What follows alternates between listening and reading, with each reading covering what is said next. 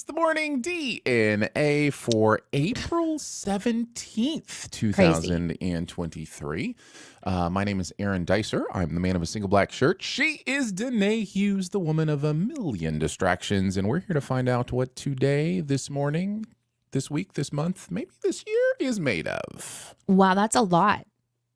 It is a lot. Let's focus on today. Let's focus on today, shall we? I like that because all of a sudden, like the entire universe opened up and then like a wormhole appeared and possibilities in the form of constellations began swirling in front of my eyes, and I was being sucked into what can only be described as a time vortex. Right.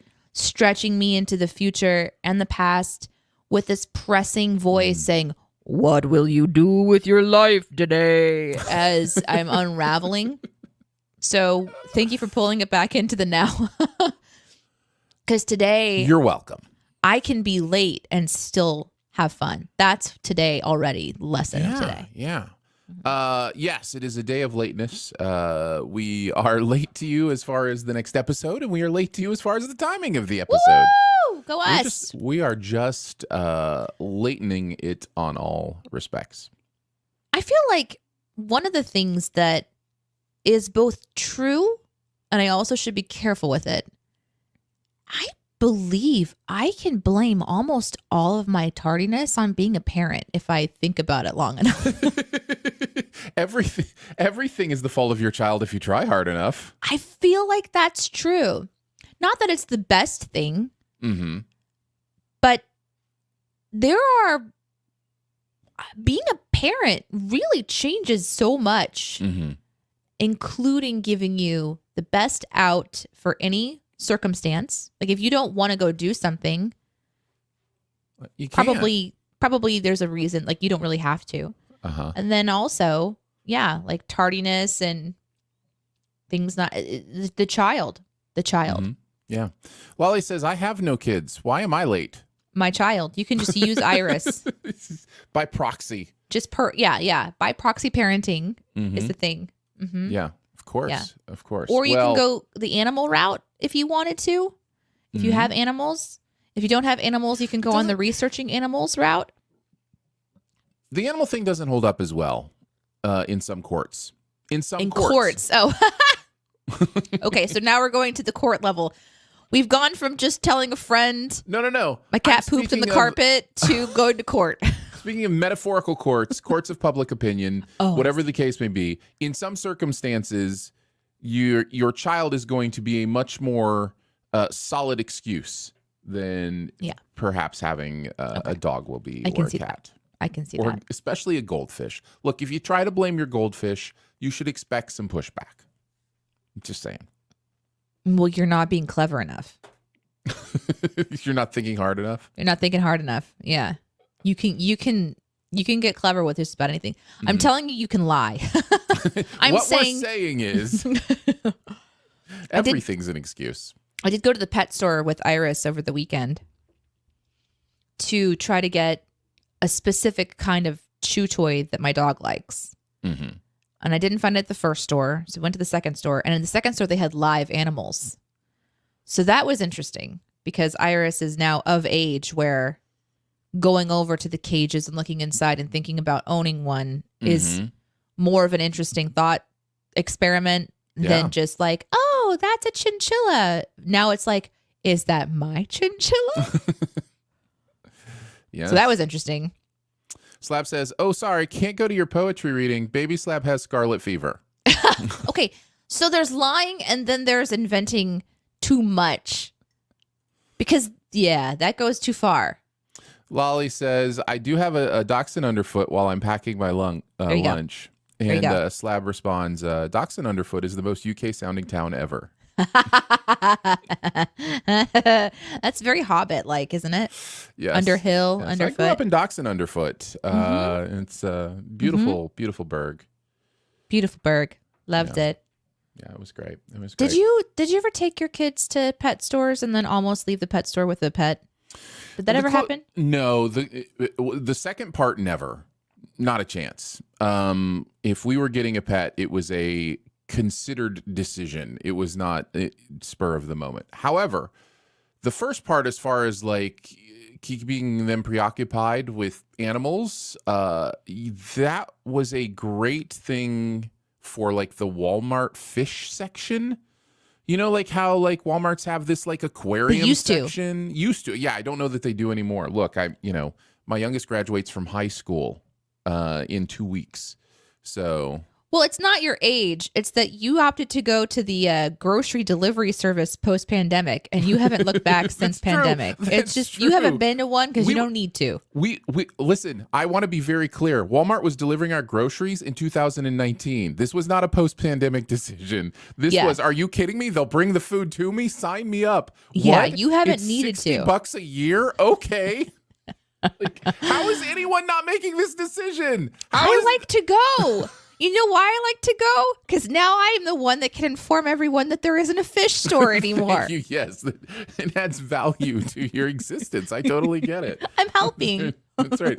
I did wonder why when I wanted to order a fish, the goldfish, I couldn't do that on the app. Yeah, it's weird. But anyway, so they went to the fish aisle.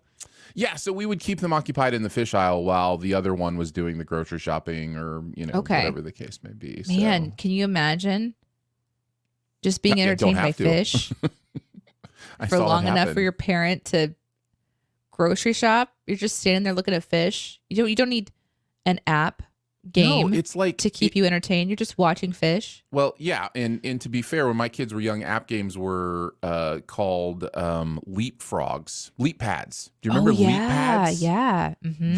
That was their version of app games. Was like a dedicated machine that they would put a book in and point at stuff or whatever. But they for them the aquarium is just like a dozen, 2 dozen of the most realistic televisions ever. Like they just go from one to another, just going, wow, what's in Iris, this one? There's the fish wall at this pet store. So she's going and looking at the fish. And there's a person that works there who was cleaning out the tank. And he had this hose attached to a cylinder, a clear cylinder. And she asks, what is he doing? And so he begins to teach her, which was really cool. Mm-hmm. And he puts the tube down against the bottom and it starts to suck up the something. And she goes, is that poop? Because it was dark. Mm-hmm. And he said, no, this is charcoal. And she says, what's the charcoal for? And he's like, really great question. So this helps to filter out and I think he said something like some element, something Iris checks out. She's like, you know what? I really wasn't that interested in it. Yeah. But I am now interested in it. So then I'm like, no, let's stay and talk to this random stranger about the interesting thing that this charcoal does in the fish tank. Mm-hmm. So we kind of like had our struggle. And then she wanders down and we get to see the disturbing, interesting, curious, alarming snake feeding going on. Mm-hmm. Sure. So adjacent to this snake section, and by the way, all the snakes are in one container, not all of them, but like there's 3 or 4 in one container. I guess they just keep to themselves. But I glance in and each one of them is kind of wrapped around a white mouse. And I remember someone telling me, I think it was at the zoo when we went to the zoo, that they have frozen mice and they kind of like dance them around to sort of look alive a little bit. And that way the snake still kind of hunts them, but then it's not cruel to the mouse who has already passed. Mm-hmm. So it was adjacent to this snake puppet show. Right. Is a freezer with like little packets that are called like mice to go. Uh-huh. Yes. I'm like, oh my God. And she just goes over, she just rips open another container like she's about to open a snack cake. Yes. And then she gets these little tweezers and she just starts to dance them around, but she can't dance them around too much because then the snakes can get a little bit too aggressive with each other. Mm. So there's this whole thing going on and it's like watching a train wreck. I can't look away. And I thought, I wonder how Iris is going to handle this. And she was totally fine because turns out she's super obsessed with the bird section. But I kept glancing over like those are dead mice, totally frozen. Mm-hmm. And these, like, this is going to sound really messed up, but I'm going to say it anyway. Like snakes, they go for heat. So yeah, you're moving the popsicle, but shouldn't you like microwave it first? Or toast it a little? Yeah, like make it a little hot pocket first, right? The snake bites into it, is like, why is the blood so hot? Why is the outside so cold? I feel like we're just missing a little bit of the point of how snakes want to be, because they go by movement and aren't they a little heat sensory thing? Yes. Yeah, I believe so. I mean, I'm not a snake expert. I just know I all of a sudden want to see the snake version of doing that thing that's like the hot pocket dance. The hot pocket where you're like sucking air into your mouth. Too cool. Have you ever taken a bite of something so hot you spit it out immediately because you knew the hot pocket dance wasn't going to work? It's not going to work. It's just like, I have to late. Stop the scalding now. You've burned part of your mouth. You don't need to go full esophagus burn. Correct. As I've gotten older, I've learned where to place hot materials in my mouth so they do the least damage if it still might be too hot. Yeah. Keep it's it away the scarring from the tongue. From the previous ones in all the same area. It's just this. I have a hot pocket zone on the roof of my mouth that I've developed over time. Okay, go with me here. All Is there a future where people who have snakes, they rip open their little mouse hot pocket, and then they kind of like, my vision here is that they sort of lay the mouse out like it's sunning, and like a little reclining chair, add the little sunglasses, and then it bakes for a hot minute. And then you do the puppet dance. Yeah. Goes full Stuart Little. Yeah. I just feel like it's better. Anyway, this is the stuff I'm thinking about. I did not share this with my daughter because I don't want to draw attention to the madness of my mind. Yeah. Maybe we should just leave them in the wild and just let them do their thing. And then we don't have to pretend to, be concerned about, cruelty to animals or whatever. Maybe it's the capturing them that's the first part. Yeah. Should snakes be pets is what I'm asking. Or should we just leave them in the wild? They're not really domesticated, are they? No. Am I saying something controversial? Should we move on? Is everything controversial? Probably. It is if you try harder. It is if you're a parent. Just blame the parenting. Yes. And we've circled back. And we've gotten full circle. You ready to shoe a dough? Let's shoe a dough. All right. We're going to do the DNA and U. We'll have a D topic, an A topic, and as many U topics as we can get to. If you've got stuff you want us to talk about, things going on in the world you wonder our opinions on, something going on in your life that you would like some advice on, a score you want to settle, an argument, a debate, whatever it might be, put that as a U question. Just put a U at the beginning. We will mark it, and we will get to all those at the end. But for now, Danae, what is your topic?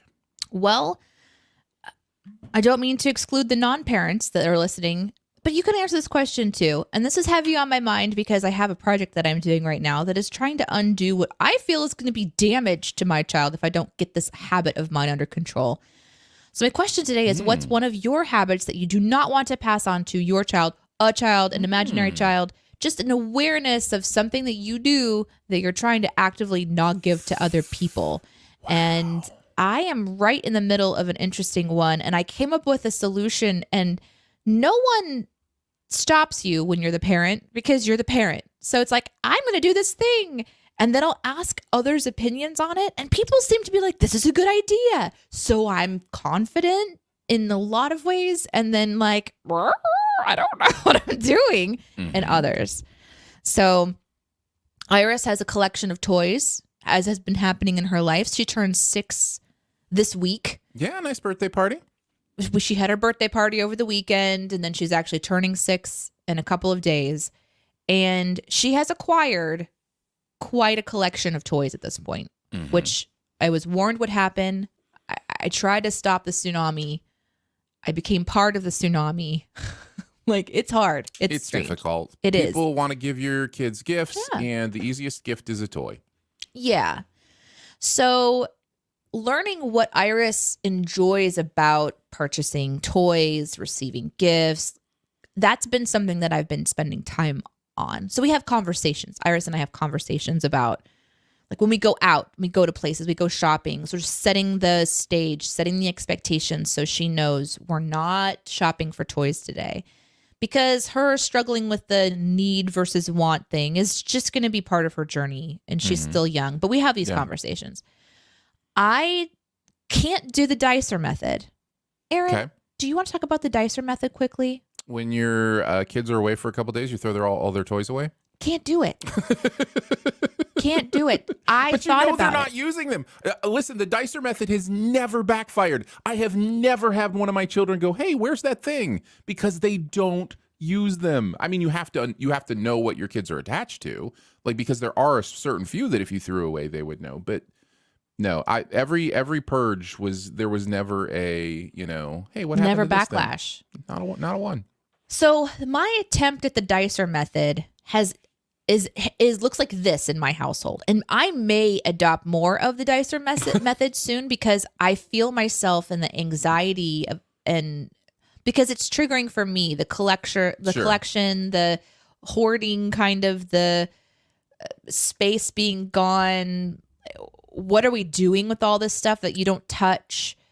And there's this guilt that I have, like, that's not my toy. I shouldn't make this decision for her. But then I should, because it's going to help her. It's a minefield. Sure. I wish I could dice her method fully, but I can't. Sure. So I have taken all of her toys out of her room now twice, and I've put them downstairs. So I've just moved the pile, right? But that's out of her vision. And I didn't know what to do with it until the idea came to me that whatever was not, so I took everything out of her room and put it downstairs. Everything that was in the house or in my room, I made her collect and go put away in her room so that it looked clean and clutter free. She still had toys in there, and they're the ones that she was currently actively playing with in the house. And it's starting to help her clean up, because there's somewhere to put that thing that she has. It's somewhere that it goes. And then whenever she wants to do something new or she's getting bored, I have a little basket. She puts things from her room into the basket, and then we go downstairs and we trade out. So she gets to shop, essentially, the thing that she's kind of liking to do. She gets to shop for what she already has.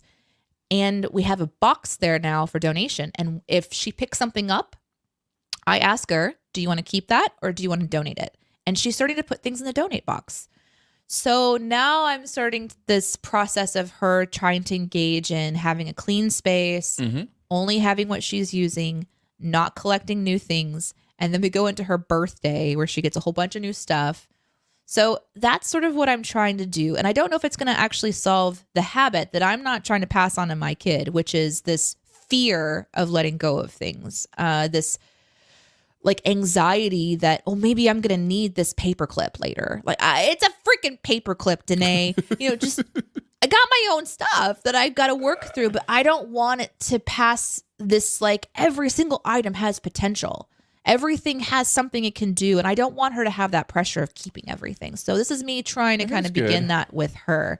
And it's a lot, but I think your system's great. I think that's beautiful. It's better than the dicer method. It's totally better. How do you know that? Yours is fine, right? I think it's fine. It's how are your adult children anyway? Your dicer method has you now have grown children. They don't seem to be hoarders. They seem, when things disappear from their lives, they seem to handle it with grace. And there is part of this isn't the point I was going to make, but there is part of me, I think, with children sometimes where we want to give them their own agency. And sometimes we forget that we know better than them, and that's how it's supposed to be.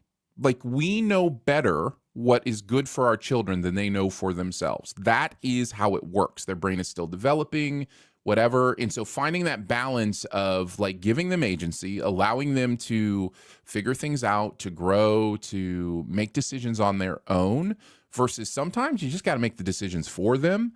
That's an interesting balance as a parent, and I think the needle in our current culture is a little more towards agency, and might need to balance a little bit back towards the idea of acting for our children and being their agents. It is hard. It's hard to know, especially when she's like, this is my toy and it means so much to me. And I'm like looking at it now that she hasn't touched it for a year going, does she still feel this way or has she forgotten it existed? I don't know. But there is part of her that needs to learn when it disappears and it's gone, she'll be okay. Yes. Because we all have to deal with that. And sometimes it's not our choice in life.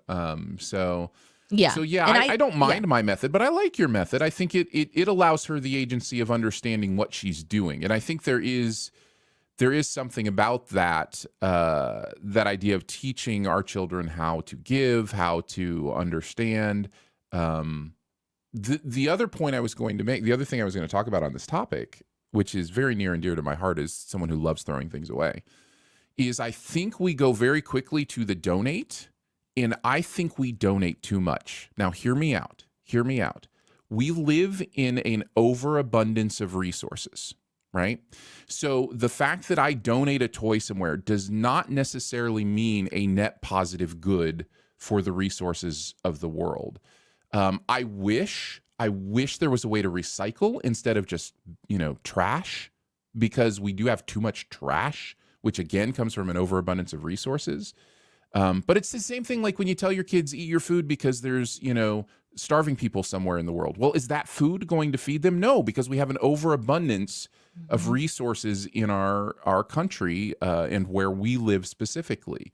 Those two things don't always equate. So throwing your food away is okay because you just happen to have more food. What's not okay is that you happen to have more food. How do we fix that? I don't know. That's a really big question. I'm just saying in the minutia of it, like because there's an overabundance of resources, I really do believe it's okay to throw things away. We don't have to think about every single thing being sold or donated or whatever. We don't, but it is so ingrained. And this is something that, like, for me, that's another part that I struggle with. It's this idea of a habit I'm not wanting to pass on.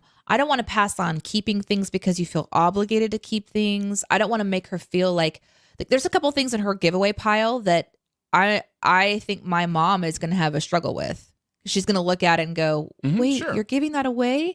And I feel that sense of obligation to say, oh, but grandma wants you to keep that, and I'm like holding myself back because this is for Iris. It's not putting that on her. And when she decides to throw something away or donate it or whatever we're going to be doing with this giveaway pile, there's some things in there that I for sure don't want her to get rid of. So that's going to go in my stuff. Sure. And I don't want her to necessarily see that, but at the same time, I'm going, why do I feel like I have to keep it? So I'm kind of working on through my own stuff too. Right. And part of the issue, and is exactly what the question you're asking. I'd love to get to some of the answers that you guys have been doing. But part of what you're dealing with is secondhand hoarding, right? Like this idea that I'm doing it because I know it's valuable to someone else, not even necessarily valuable to me. And we're all built differently. Some people put so much meaning in physical objects. Yeah. And I'm not here to judge that or to say where the balance on that is. I'm just saying that makes it very tricky as someone who doesn't put a lot of meaning into all physical objects. Do I have physical objects in my life that I put meaning into? Absolutely. They're on your wall. Thank you. I put, meaning into those things, but it's not, it's a lot harder when somebody else has put meaning into something that you want to throw away. Like that's really difficult. And there's a balance there. Yeah. And I feel like also I want her to know that we can converse about it. So we're going to just be talking about it. And if there's a struggle I have, I'll talk to her about it because I want her to learn how to process through that stuff, and we can take a break if we need to. Yeah. But let's get to the comments because there's some really good ones in here. Jet Smith says, having no emotions. I will correct that for you, Jet Smith. The thing you're meaning to say is squelching your emotions. We all do have emotions. Unless you're Vulcan. No, I guess Vulcans have learned to suppress that. This is me going into some science fiction. Yeah. Lolly says, sarcasm. My level of sarcasm would be terrible coming from a 6-year-old. I don't know about that. Sarcasm can be fun no matter the age. So. This one from Shaggy, who says, I really would like to use my phone less around the kids. It's a good one to try for. I know that for me, I'll grab it and be using it. And it just teaches her to disconnect and do her own thing too. I remember growing up feeling like I wanted to spend time with my parents and we would be watching TV and I would have something to say and then they'd be watching TV. And I remember feeling like I wasn't having as much attention as I wanted because I was a child and children want attention. That's all they want is your undivided attention. And now that I'm an adult with my own child and the phone is the distraction, not just the TV, it's so intense. This is a hard one for me too, but it's a good one to keep in mind that I think that is a human problem right now. I don't know that is parent-child. Like that is just, we are all in our own little worlds, our own little rectangles. Yeah. So, for it's sure. definitely a good one to work out. Good luck to us all. Definitely. Let's see. What's the other one you see here, Aaron?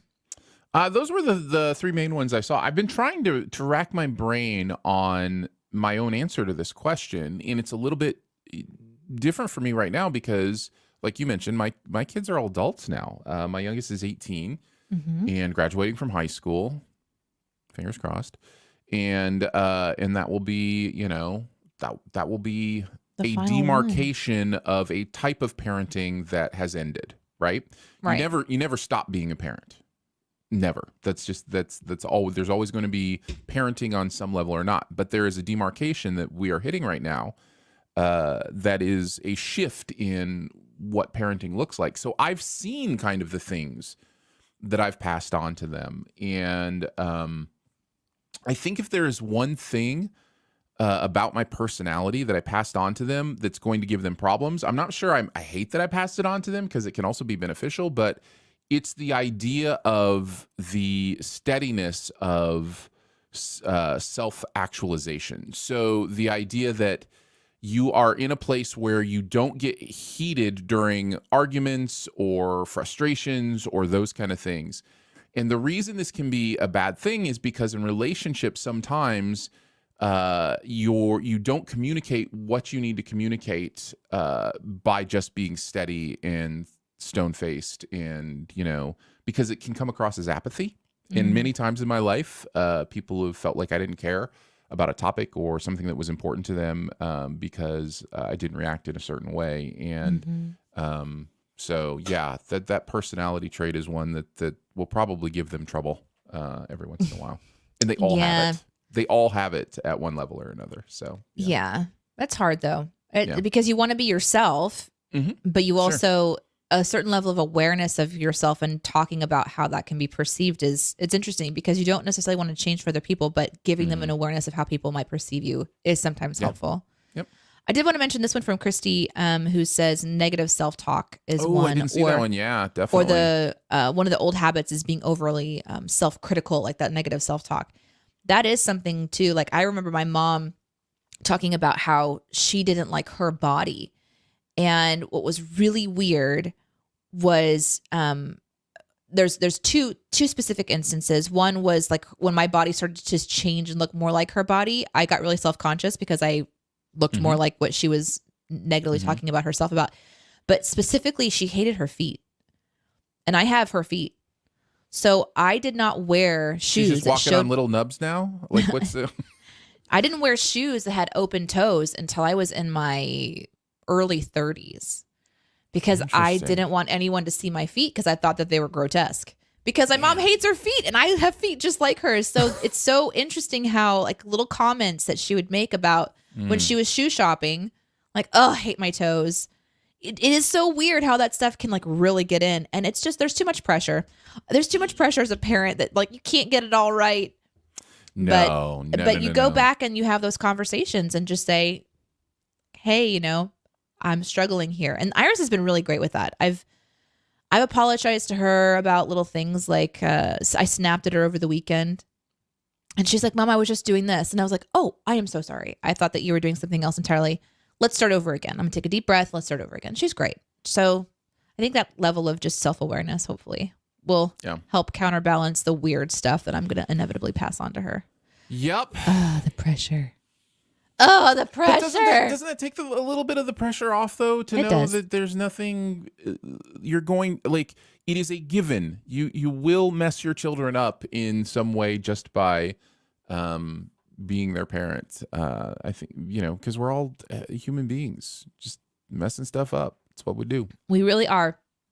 Have grace, have conversations, teach them how to talk about it without feeling like you can't ever be wrong. Kids need to see us be wrong. In fact, can I tell you something else before your topic? Sure. Iris broke one of my mugs. I have like a set of mugs, 6 matching mugs. And she broke one. She was being silly and kicking around and it fell and it broke. And I reacted like, I was like, oh, okay, that happened. Are you okay? Or is there anything bleeding? Okay, you're good. Clean up a mess. And she was so upset. She's like, I broke it. That was all my fault. And I said, sometimes that happens. Things break. I have 5 more. It's okay. And she hasn't been able to let it go. So I reacted super well. And I was really proud of myself. I didn't put pressure on her, like nothing. It was great. Nice. But she can't let it go. And she's got this word she's experimenting with right now. And it's the word stupid. She's like, I'm so stupid. I've never called her that. I don't know if someone in school has said this to her or where she's picking it up, but she's experimenting with calling herself stupid about the mug. And it's come up a couple times over this weekend. And it's starting to kind of like, all right, I want to do something about this, but I don't know exactly what just yet. But I came up with an idea. I think I'm going to purposefully break a mug in front of her. She's not going to know I'm doing it on purpose. It'll be a cover accident. And then I'm going to break the same mug. We're going to go from 5 to 4. And I just want her to see me mess up. I want her to see me make a mistake. I want her to see me break something. And it's okay. Because it's like, she needs to know that you can mess up and you can make a mistake and you can move on. And right now she's really stuck and beating herself up over this mug, even though no one else is. So I kind of want to like do something on purpose. I'm thinking about it. I'll let you know if I do it. What if her reaction was like, Mom, you're so stupid? Well, then we can have a great conversation. Yeah. I think that's a decent idea. That could be interesting. If I do it, I'll let you know how it goes. Yeah, I would love to know. Ready to move on to the 8th topic? Yeah, I'm ready. All right. This should be a fun little quick one, I think. What's a video game that you wish existed? Oh, my gosh. I was thinking about this because I've started playing a golf game recently that I'm really enjoying. I've always enjoyed golf video games. But since the last time I played a golf video game, I've really gotten into disc golf. And there are no good disc golf video games. And I just thought, how fun would it be to play disc golf on a video game and like really get like the angles right and the throw right and those kind of things, because I'm enjoying it with the golf game. And so I thought it might be fun to do a disc golf game. Today's reaction to this, for those who are audio only, is a constant string of faces attempting to hide or control disgust. So, Danae, what are you feeling? Great question. First of all, I want to apologize for judging you. How could you judge me for something I think I will enjoy? This is why I'm apologizing for it. We're all different people, and we all feel like a game. But you wouldn't like the golf game either, right? Like, isn't it the same thing? Yeah, there's something about certain games that are more efficiency minded, where you have to like, hit your control button at a specific time, and you have to calculate wind speed and like all the things so that you get the perfect shot. Yeah, that is not something that excites me. And the fact that I judge you for it ever so slightly is what I'm apologizing for, because the games I like are just equally, they're just, it's stupid. I like stupid games. So I like some clever games too, but that kind of game, I never really like am attracted to it. Or your efficiency games where, what are they called? What are we talking? Are you talking about like venture capitalist and those kind of games? Yeah. Yes, those kinds of games where you're like building a lemonade empire based on multipliers. Yeah, that stuff it's not my jam. And I'm sorry that I'm like struggling to be like, oh yes, what we need in the world. Well, this is why it's a good question. What's your answer, Danae? What video game would you want to see? It's a great question.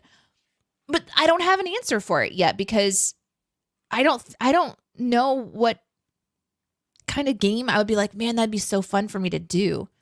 Because there's so many that exist. Shaggy kind of hits on one of the reasons I love playing. Shaggy says, I don't like golf in real life, but I'll play a golf game. And that's kind of it with me too, is there is something about how different it is to, be able to factor in, because things like golf, you're right, have so many different, in real life I'm talking, things you have to think about to hit the perfect swing, and this represents many of those things, especially the newer games, but does so in a way that I can understand and control in a different way. So that makes it kind of fun for me.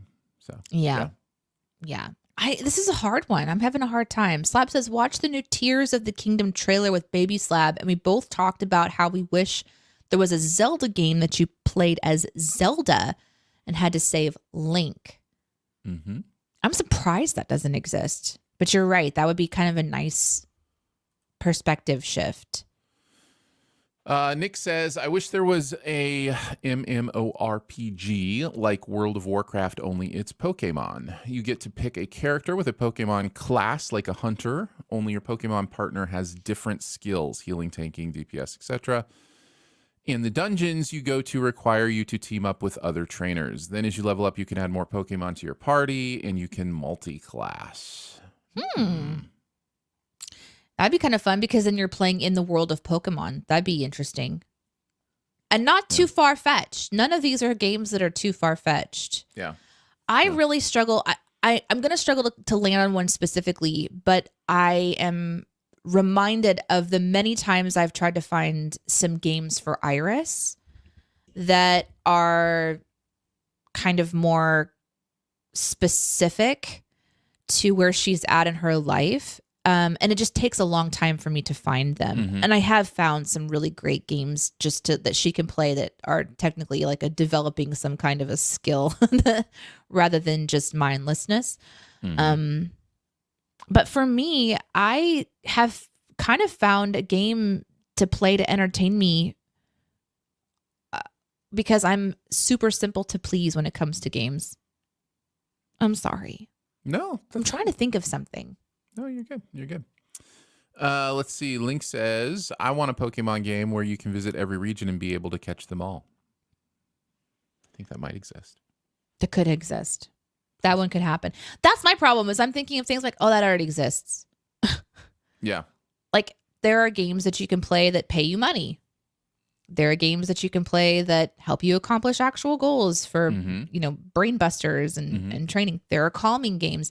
There are games that can help you go to sleep at night that you can play that actually begin to calm you down so that you can go to bed and change your screen color so that you dial out at the end of the day instead of amping you up into a frenzy with doom scrolling.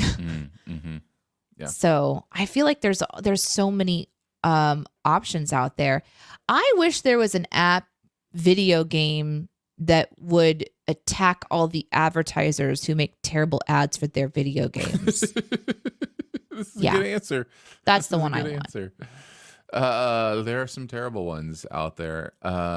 It's like the Wild West of advertising on app games, like where it's just these apps that just appeal to the absolute worst parts of our humanity. Oh my God. There are some that are so horrible and they're getting worse. There's some games where I'm like, I wonder if Iris is gonna like this, but I'll play the game for 6 or 7 days and try to get up to a certain level before I am willing to bring Iris in. And Iris, she's only allowed to play certain things on her own. She can play the PBS apps without supervision, but anything else I have to be watching with her because the ads are pretty scary sometimes. And the ones I'm talking about that are scary are the ones that are just like the beauty ones really freak me out, where you have to shave off someone's head and shave her armpit hair before she's beautiful, and then she's beautiful. Yep. And like make her pimples go away before she's beautiful, and that stuff just makes me crazy. Yeah. And not only that, but it's so that she can get a guy. So she can get a guy. Right. She lost a guy and the baby because ones. The guy found another more beautiful girl. Yep. Quote unquote. and they're having a baby together. Right. Yeah. And then like a choose your own adventure of like just these weird relationship dynamics. And it's 30 solid seconds of whatever they want to show you before you can go to the next thing. And they're just like ad dumping. So yeah, if I had a video game that could attack that actual problem, and by playing it, I was literally making the ad world a better place, I would do that. If there was a way when you served me an ad that I could take money from that company instead of give them money, just siphoning it out like crypto siphoning or whatever. Yeah. Well, there you go. We are over time, but we started quite a bit late. A little bit late, yeah. We can get to some you questions today. So if you have some you questions, go ahead and put those in the comments, and we will get to as many of those as we can. Just put a U at the beginning of your question or comment so that we see it, and we'll answer whatever you're interested in answering. Lolly starts us off with the you question. What's the food most worth burning your mouth for? Ooh. I think this has an actual answer, right? Tea? But that's not food. That's not food. I guess if you base this on the food where this has happened the most for the most people, like if you use that as your reasoning, the answer is pizza. Like there are so many people who lasagna burn their mouths on pizza. That I think that is objectively you could come up with an equation that would make that the answer. Meat pies, lasagna. Those are the ones I think of because those retain heat really. I had some food in Europe that was super hot and I just suffered because it was so good. And pizza was one of them. My answer might be like a fruit pie, like from like a turnover or something that's been heated up. Like yes. Yeah. Definitely burned my mouth on those because I could not wait to taste the cherry filling. Cinnamon rolls straight out of the oven. Sure. That's difficult to the icing especially. wait. It's that sugar, man. That sugar stays hot. Yeah. So. Yeah, any baked good that comes straight out of the oven that's super yummy. Right out of the oven. Yeah, like a chocolate chip cookie or something like that. Yeah, you can burn for it. Yeah. Let's see. Slab asks, any thoughts on the current season of Ted Lasso, or best to wait until the finale? I'm not sure what the best to wait until the finale question is about. Like, do you wait until the finale is done and then binge it? Maybe is the question. I see. So not directly related to Ted Lasso, but just in general, or specifically. Slab, you're learning that you have to be very specific with Aaron. No, I want to answer the question he's asking. They're asking. I want to answer the question they're asking. So any thoughts on the current season of Ted Lasso? Yes, I have thoughts. I love this show. I've loved every season and really enjoying watching it. And that's why I would never wait to binge it because I want to see the episodes as soon as they come out. But it is one of those shows that is a bingeable show. It's not like necessarily one you have to keep up with to be in conversation, those kind of things. As far as binging in general, I much prefer weekly to binging. There you go. I haven't watched Ted Lasso, but I have been watching a lot of the reactions on the only social media platform that I open regularly, which is Twitter, and that's starting to dwindle. So I have very little. I'm not on Facebook or Instagram, and I'm starting to do less and less on Twitter. But when something happened with Ted Lasso and the people that I do follow on Twitter, like my specific feed, really loved it. And I think I even saw a couple of headline articles come through too. So I'm curious about it because I did enjoy. I think I watched the first 2 or 3 episodes because we were doing some stuff for our job. And so I was specifically watching it for that. But I really like the dynamic and I really like the characters. And I'm very curious to watch it, but I haven't. What I really love about it is that there is a central character who is not just a sunny-eyed optimist, but it shows the realistic version of being a sunny-eyed optimist, which is it doesn't mean you're a perfect person. It doesn't mean that everything goes your way. What it means is that you lead with the idea of positivity. And the Ted Lasso character leads with positivity so authentically. I just love it so much. It's very much Mr. Rogers kind of mindset, So yeah, it kind of has that. This one's from Lolly. For me, have you or are you going to see the new D&D movie? Yes, I have seen it. It's the first time I've gone to go watch a movie in the theater purposefully, I think in 2 years, which says a lot about my character. And I did enjoy myself. I laughed and had a good time. I found myself unable to turn off my brain that wants to see things done differently, which is something that existed before my job, but has certainly been amplified since having my job. We talk about that a lot in just like the conversations we have, that there's part of our active mind that's hard to shut down when watching movies. And it was really interesting to have that happen with the D&D movie. But I think they made a really fun movie to watch that had a nice, good humor, easy to follow plot, in my opinion, with some good heart to it as well, and interesting characters to watch interplay on screen. I really liked the CGI work in it. I thought that the magic looked fun. I thought that the take on what you would expect to see and making it different was fun, without like giving spoilers away of different kind of specific things to look out for. And if there was another movie, I would immediately go watch it, which is a good sign for me. So I had a really good time. I don't think it's for everybody, obviously. But what was interesting too is it wasn't so heavy-handed with the D&D references. So I think this is a movie that even someone who has no idea what Dungeons and Dragons is, or even any of the rules of the game, could easily watch this and not feel like they're missing out on something. Mm-hmm. There's a lot of references in it, including some creatures that you see that are clearly from like the manual. But that is a really nice, subtle fan service where we're getting to see this cool beast come to life on the screen, but it's not taking away because it's so heavy-handed. So anyways, I really enjoyed it. I had a good time.